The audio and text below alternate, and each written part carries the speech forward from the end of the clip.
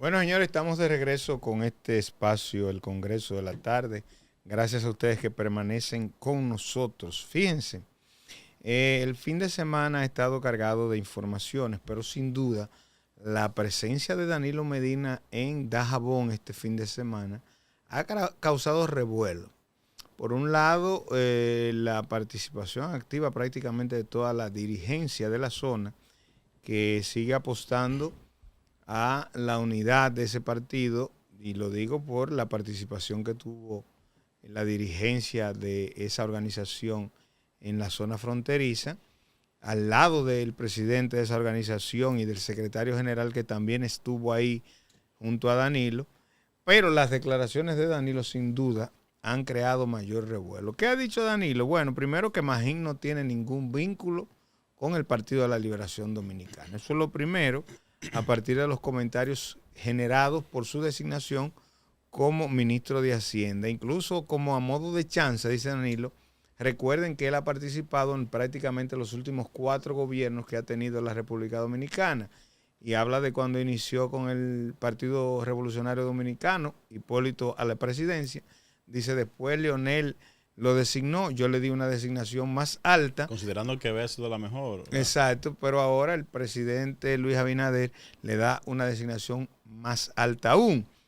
Pero hay otro ingrediente de lo que dice Danilo, y es que Danilo habla de lo que ha sido el proceso que ha estado encabezando el presidente de la República, lo que él llama una cumbre de presidentes con expresidentes, para fijar una posición de alguna manera internacional que fortalezca la visión y la determinación que tiene la República Dominicana de cara a preservar su soberanía. Pero vamos a dejar que el exmandatario, 2 veces el mandatario Danilo Medina, sea quien dé las declaraciones, ahí acompañado de la dirigencia, repito, de ese partido en Dajabón.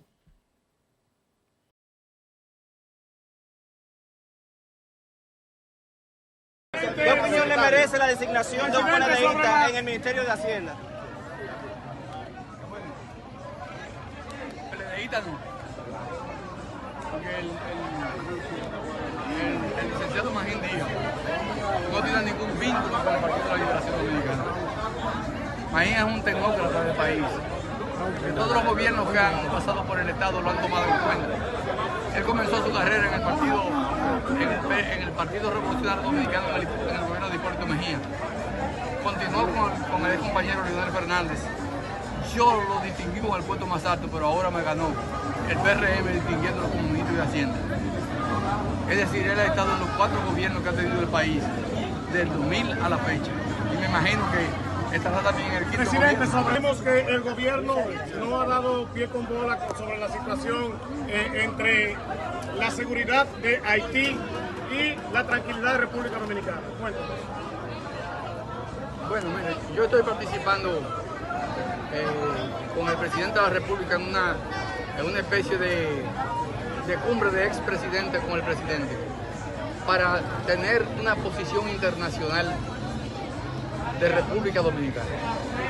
Lo que hemos tratado de hacer es que el mundo vaya en auxilio de Haití, porque la República Dominicana no puede cargar con los problemas de Haití. Nuestro país es un país pobre y no puede cargar con 2 pueblos pobres a la vez. Lo que estamos haciendo es unificando esfuerzos para demandar de la comunidad internacional que vayan en auxilio de Haití, especialmente de Naciones Unidas.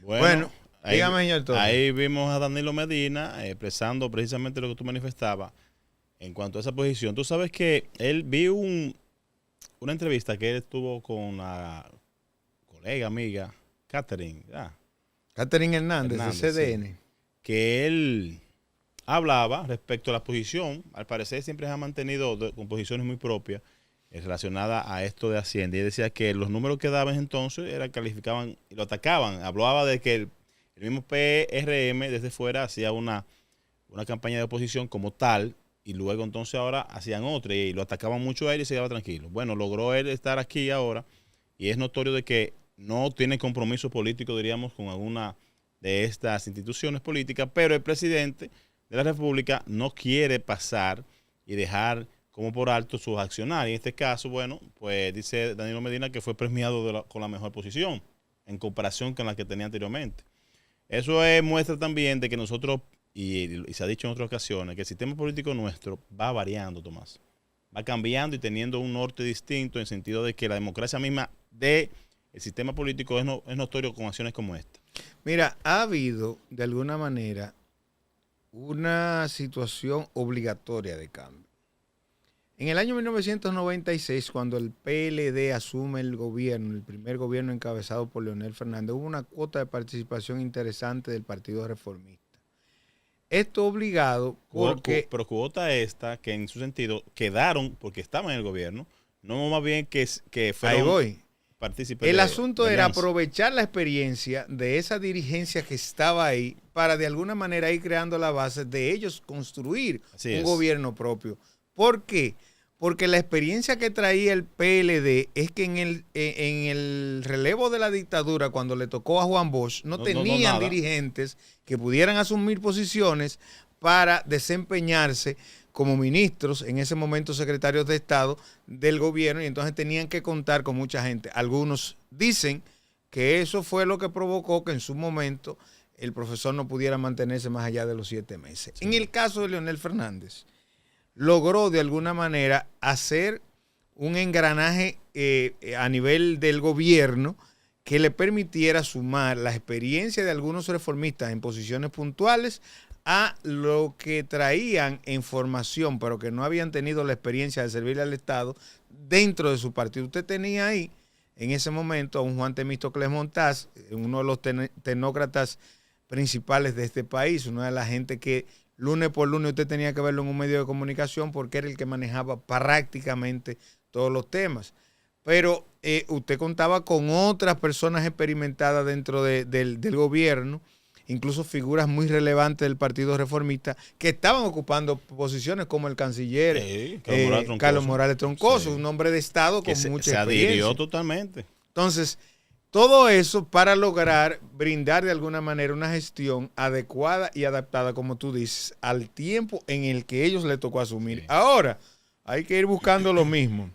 No, y que mira lo que decíamos. Esos años que duró el PLD preparando toda esa dirigencia, en muchos casos, personas como estos que no tenían ningún compromiso tan directo con el partido, más bien con el gobierno. Dirigencia que no solo se preparaban ellos, sino que preparaban familiares para ocupar posiciones puntuales. Por eso tú veías un servicio exterior sobrecargado, porque mucha gente se preparó en el área y había que ponerlo en posiciones. Sí. Algunos, luego de salir del gobierno, se han quedado fuera del país trabajando porque lograron conexiones, porque esa es una de las facilidades que te da en una cancillería o en un consulado, que tú de alguna manera amarras para cuando llegue el momento quedarte ahí.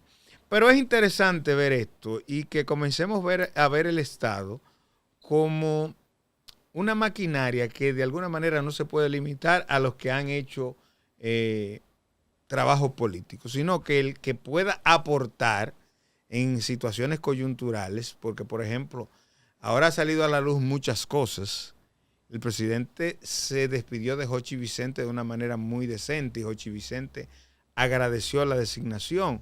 Pero desde abajo salen algunos rumores de que ya había un asunto de convivencia en la que no podían mantenerse las relaciones porque prácticamente no se escuchaba al gobierno y que Jochi Vicente entendía que a él tampoco se le escuchaba. Había un tranque en cuanto al diálogo y esto logra que Magín entonces tenga que volver al servicio público. Pero aparte de eso, Magín ha sido enfático en algo, señor Torres. Yo no estoy aquí y yo soy un desconocido, yo soy familia de Hipólito. A mí, yo soy familia de Hipólito. O sea, póngale lo que usted quiera, que aunque Hipólito dijo, cuando le preguntaron que qué le parecía la designación, dijo, yo no me meto en eso, los presidentes pueden tomar discreción. Sí. Es primo mío que se dijo que... Señores, no crean que en política lo fortuito es muy difícil que ocurra. Alguien tiene que recomendar. Aquí somos todos familia. Todos somos familia. Aquí. Alguien tiene que recomendarte y por eso usted ve que una gente sale de una institución y va a otra, pues sabe cabildear. Sabe a quién que hay que tocarle la puerta. Mire fulano, yo quiero ir para tal sitio, yo tengo esta condición y presenta su currículum y esa persona, a partir de lo que pudiera beneficiarle o perjudicarle, entonces hace la propuesta, lleva la opinión más arriba. Pero lo cierto es que con eso, con esas declaraciones de Hipólito, yo creo que hay muy poco que argumentar ya. De Danilo, perdón, Danilo acaba de decirle al país, no, ese no es un funcionario mío, un funcionario que se le ha reconocido porque es un tecnócrata. Y ojalá que así aparezcan otros tecnócratas que sean tomados en consideración sin que tengan una vinculación familiar con un expresidente. Pero tú sabes que de una manera u otra, pues te repito, todos, yo creo que en el país todos tenemos un vínculo político, racional, de una manera u otra. Lo que sí directo tenemos, o indirecto. Sí, lo que tenemos es que tratar dentro de lo posible de las posiciones que pudiésemos, dentro de las preparaciones que tengan, porque también es otra. Estamos mandando a preparar a todos. Yo considero que todos los partidos deben empezar a tener su dirigencia, su militancia preparada para que puedan ocupar puestos con dignidad, con responsabilidad, con apego, ¿verdad? Basado en las leyes mismas que tenemos. Entonces, si estamos motivando a esto, pues por supuesto, entonces que tenemos que verlo participar. Lo que no podemos sí es, porque también tenemos la ley para que no exista el nepotismo, no exista la corrupción como tal, esas cosas que debemos de una manera u otra diferenciar. Porque, por ejemplo, por mencionarte algo, ahí está Guido Gómez Mazara y él está en Dotel, pero el hermano de Guido está en otro lado. Sí, claro. Pero no tienen derecho, tiene derecho. Son personas individuales. Son dos personas dirigentes políticos con trabajos diferentes. Diferentes, pero son dos personas que tienen el mismo derecho, uno que el otro. Y preparados ambos. Uno que el otro ante la Constitución de la República. Y eso va a pasar. Lo que no puede ser que mi hermano, porque el caso de Danilo Medina, hablaban de su hermano que hacía negocio. Danilo de Cupeta no lo sabía. Pero, ¿y usted cree que no sabía? No sé cómo llevan la firma ahí. Hay que preguntarle a nuestro porque amigo. Todavía lo de Máximo Montilla es peor que lo del hermano. La gente menciona mucho al hermano, pero Máximo Montilla le acaba de decir al Estado que le va a devolver un dinero grueso, que es el cuñado de Danilo. Es usted. El hermano de Cano. Es el esposo de su hermana. Él es el hermano de la esposa de Danilo. Pero no sabía, él no sabía, ¿no? Tampoco.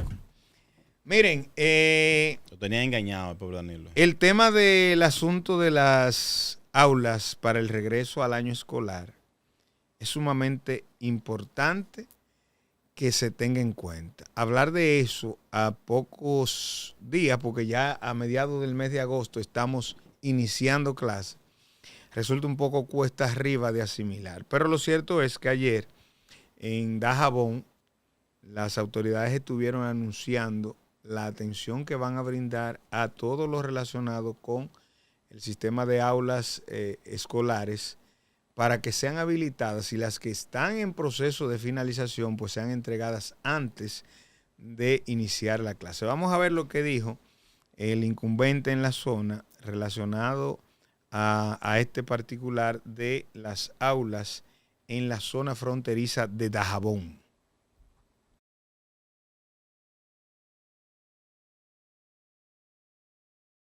Estamos aquí, como siempre, por instrucción de nuestro presidente. Vamos a realizar hoy una mesa de trabajo, que no es más que un cara a cara con los contratistas que están encabezando los proyectos que desarrolla aquí la Dirección de Infraestructura Escolar. Venimos a revisar cómo van los proyectos. Sabemos que esta época es importante porque debemos intensificar los mantenimientos correctivos y por eso estamos aquí, para dejar instaladas las empresas y las brigadas que desde ya tienen que comenzar con estos trabajos. El compromiso de esta gestión, la visión que tiene es terminar todos los proyectos que de una forma u otra están iniciados. Evidentemente será de una forma paulatina, porque no podemos terminarlo todos al mismo tiempo, pero los que están en la fase de terminación, especialmente aquellos que puedan estar listos para el próximo año escolar, son los de primera atención, al igual que los techados, al igual que las aulas iniciales y los centros especiales. Aparte de las alternativas de las aulas, el señor ministro Luis Miguel de Camps ha explicado qué otra metodología se va a utilizar para que los estudiantes puedan entrar a clase. Sabemos que a nivel de infraestructura hay muchas limitaciones, pero estamos trabajando día y noche para resolver este problema que evidentemente no es propio de una gestión, ni siquiera de un gobierno, es propio de varios gobiernos, pero debemos dar la cara, debemos hacerlo y seguir trabajando para poder darle a este país lo que se merece, que es una infraestructura escolar digna de los dominicanos. Cuando llegó nuestro presidente al gobierno, encontró un nudo jurídico que impidió que esos trabajos se terminaran. Ya está aquí la persona responsable para que esos trabajos se terminen y yo le aseguro que en los próximos meses ya vamos a estar dando una respuesta contundente a la provincia de Dajabón. Bueno, agradecerle primero a Roberto que está aquí con nosotros, que es una invitado también por nosotros y él ya lo tenía en agenda para venir aquí a la frontera y también por orden del presidente de la República. La idea es ver cómo se pueden mejorar las escuelas, las aulas, que a veces están algunas en condiciones un poco difíciles y viene para que eso salga adelante en este mes y medio.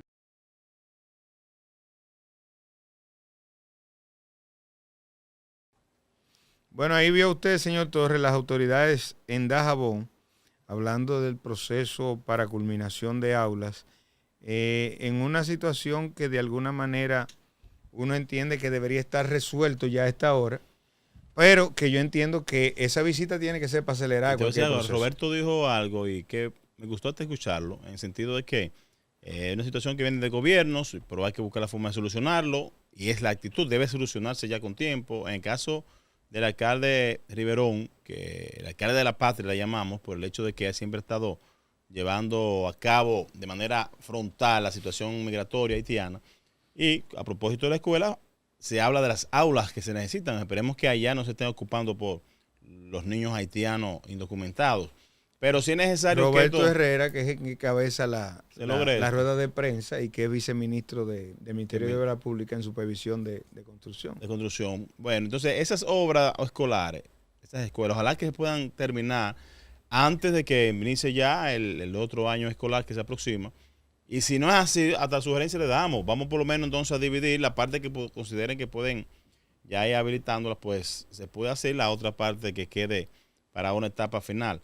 Pero hay que aprovecharlo y hay que hacerlo. Y me llama mucho la atención que vienen desde Dajabón, Tomás, porque no solamente Dajabón, hay muchos lugares más que hacen falta de escuelas. Claro. Y aquí mismo en Santiago todavía tenemos escuelas que están aún ya a un 90%, diríamos 80% de avances en la construcción. Ojalá que podamos verla ya culminar y que esa pueda ser Aunque hay una diputada del Partido Revolucionario Moderno que denuncia que varias escuelas de las que se iniciaron en el gobierno pasado están construidas en zonas de peligro y que habrá que tomar una decisión, ya sea de demoler o de mejorar la infraestructura. Considero ahí que en esa parte, siento que sí, que por esa situación es que muchas de estas no se han culminado porque se ha hecho un levantamiento, consideramos, o una auditoría.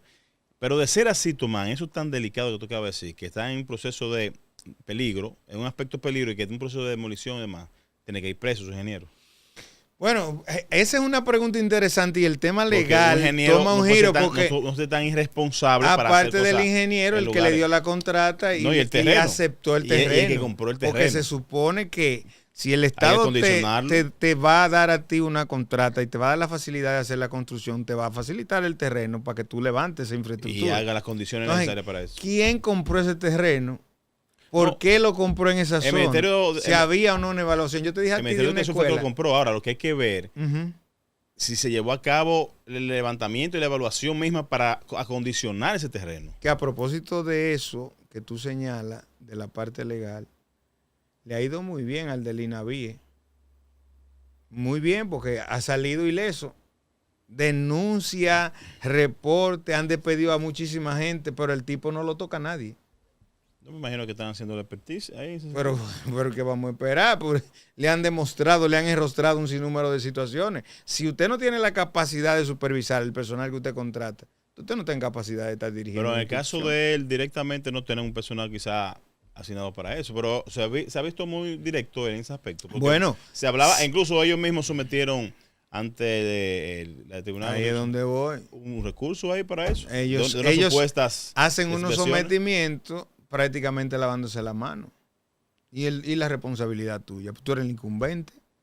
Es como él lo hizo como una forma que detectó a tiempo esa posible irregularidad. Pero él la detectó después que el canal le hizo la investigación. Parte, sí. Porque al canal él le dijo, o al medio, en este caso a Alicia, que él desconocía lo que había ocurrido ahí, que él no estaba en conocimiento de eso y se limpió las manos. Hay una firma, ¿no?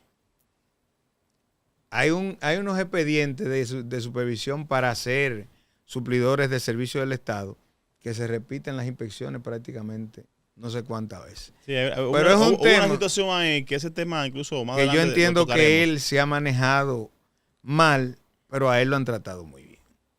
A él lo han tratado muy bien.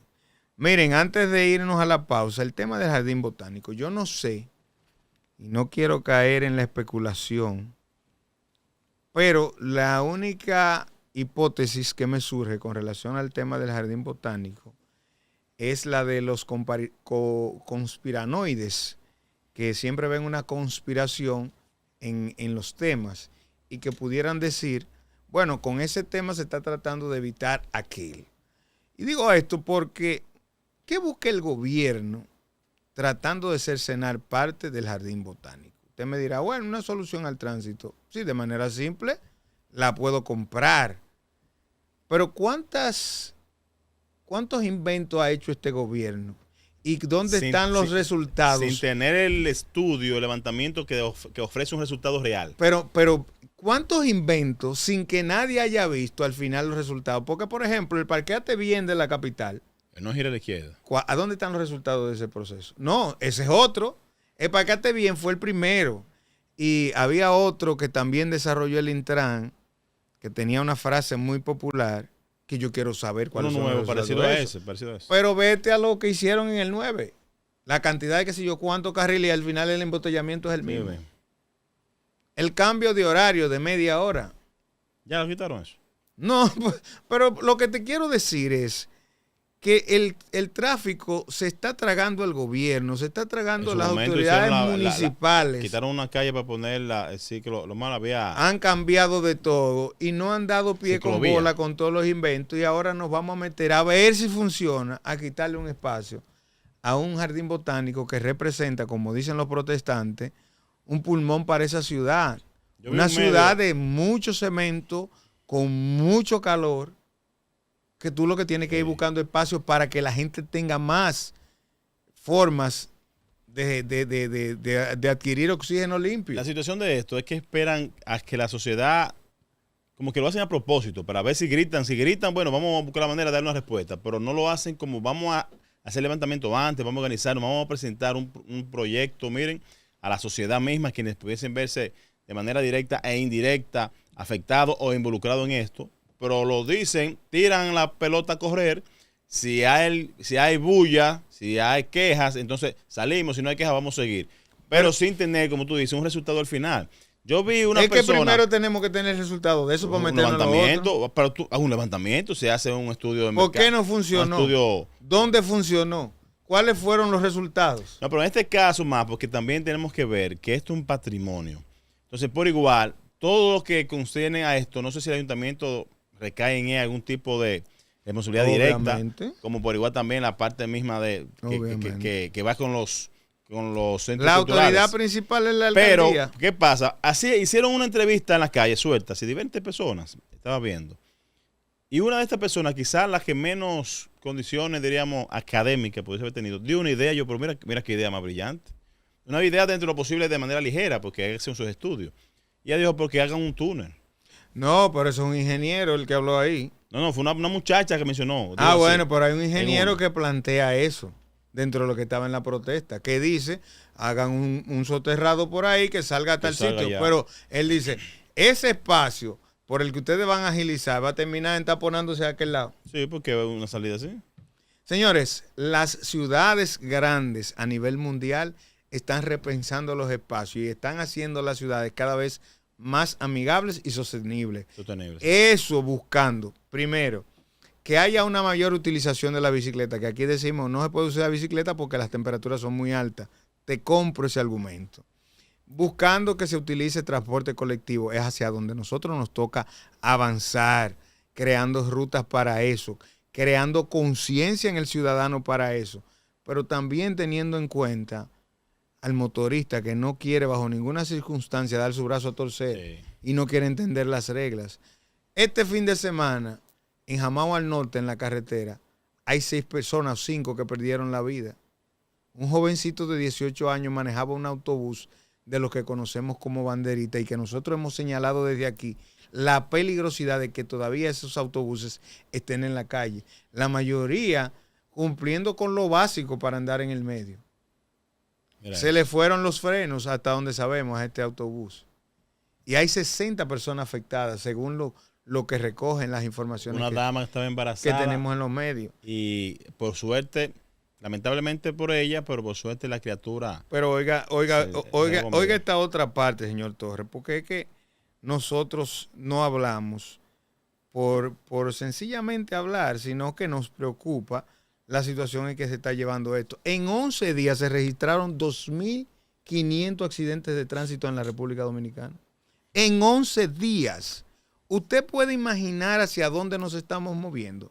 Entonces, todo eso hay que solucionarlo antes de usted hablarme de que usted va a hacer cenar un espacio para abrir otro carril. Porque es que no tenemos condiciones, porque el desorden nos está arropando.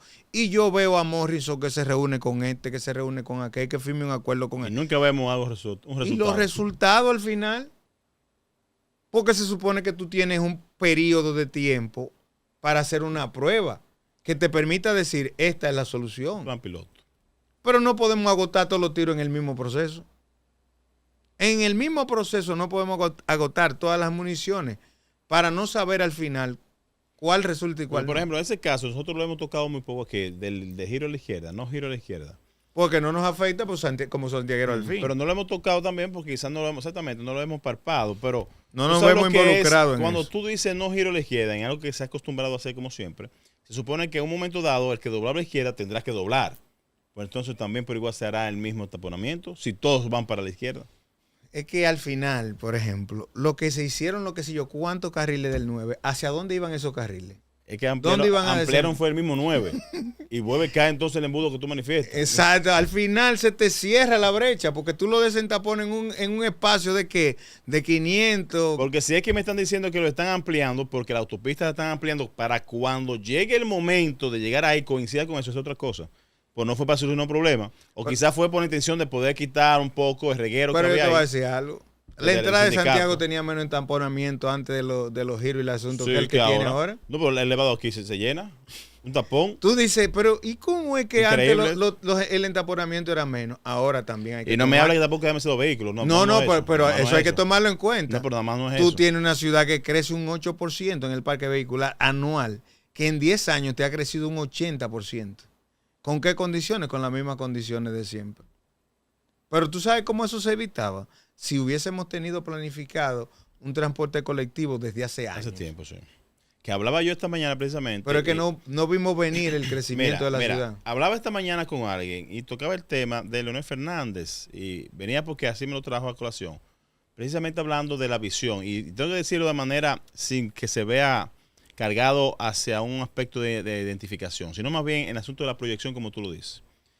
En el aspecto del metro de Santo Domingo, muchos se acuerdan que en aquella ocasión se habló del Producto Interno Bruto que se ocupaba para eso. Y que ahora va a tener 6 vagones y que ya hoy, creo, o mañana. Ya hay que ponerle un nuevo porque la demanda se va aumentando. Sí, otra línea más. Entonces, eso muestra la necesidad misma. Nosotros acá, con esto del monorriel, también será muy importante. Consideramos que deberá ser otra ruta, debe existir en adelante para que intervenga con otros sectores. Pero esos son de los tipos de cosas que tenemos que buscar para solucionar. Ahora, no solo vehículos que van a andar por encima, son las personas. Tenemos que trabajar con la parte vehicular. Exacto. En la vía de cómo serán los accesos más fáciles. Es bueno que tú traigas a colación lo del monorriel. ¿Por qué? Porque a mí cuando oigo lo de mutilar el jardín botánico, me llega a la cabeza lo que está pasando con el monorriel en la Sadalá. O sea, no pensamos cómo era que íbamos a conectar ahí y nos metimos ahí. Ahora estamos enfracados con la sociedad porque no le dijeron en ningún momento que eso iba por ahí. Sí. Entonces, una solución que todos aplaudíamos y que todos queríamos y que todos defendíamos, yo de manera particular me ponía los guantes con cualquiera, pues a uno se le han caído los argumentos por la falta de sustento en lo que está presentando la empresa que está haciendo la construcción y las autoridades de su parte, que ninguna sabe nada. Cuando tú le preguntas, dicen, no, porque es una empresa, y ahí lo dejan todo. Entonces, en el caso del jardín botánico, tú te preguntas, ¿hasta dónde hay un estudio de eso? De factibilidad, un estudio que te diga que ecológicamente tú no vas a dañar de las principales partes del jardín botánico, que tú vas a tener una mayor circulación y que eso se va a sostener en el tiempo. ¿Hasta dónde eso se ha hecho? Y que en un momento es posible que el jardín botánico se vea intervenido en otras cosas quizás, pero que se vean justificadas y que una cosa, pues responda la otra. Si estamos quitando una parte de este jardín, pues la parte que estemos ocupando, pues de una manera u otra, pues tengamos una reposición de lo que sea conveniente para la sociedad, conveniente para el mismo sector, conveniente para la provincia como tal. Es importante que se vea el resultado positivo. No es el hecho de que vamos a intervenirla porque hay que ampliar calles para que puedan fluir. No, nada más no es eso. Porque mientras más ancha, más vehículos, ¿cierto? Pues quizás seguimos con el mismo taponamiento. Porque gente lo único que tú estás haciendo es eso. Es eso. Ampliando para que entren más vehículos, pero ¿y la circulación? ¿Se da? La misma. Es el mismo tranque. Entonces, lo que hay que pensar con esto, si vamos a hacer el sacrificio, que valga la pena. Yo escuché, por ejemplo, a alguien decir que en el caso del puente flotante por allá, hay un puente flotante que tiene un límite de peso y de paso también. Que yo creo que también cumplió su cometido. Ya creo que ya hay que ir pensando en otra. Sin embargo, me escuché decir que los agentes de la DGC, en el semáforo que tienen, detienen a la gente encima del puente flotante. Es un tema. Entonces, cuando tú analizas todo eso, tú dices, al final, ¿habrá algo concreto? ¿Habrá algo sensato? ¿Habrá algo que valga la pena dentro de todo esto? Porque no nos podemos seguir dando el lujo. Sí, es la prisa que va a tener que tomar el presidente para lograr tener soluciones a muchas cosas que pueda decir, entonces logramos esto. Porque hasta el momento, las cosas que el presidente tiene, y siempre lo ha manifestado, de intenciones positivas, lamentablemente no veo como una dirección correcta para los resultados que se esperan a tiempo para él poder decir, he logrado esto. Mira, yo he planteado lo siguiente. Siempre que hablamos del tema del tránsito, hablamos de muchas cosas. Y vi a Pellegrín que colgó un hilo sumamente interesante. Cosas que yo había dicho coinciden con las que él está planteando ahí.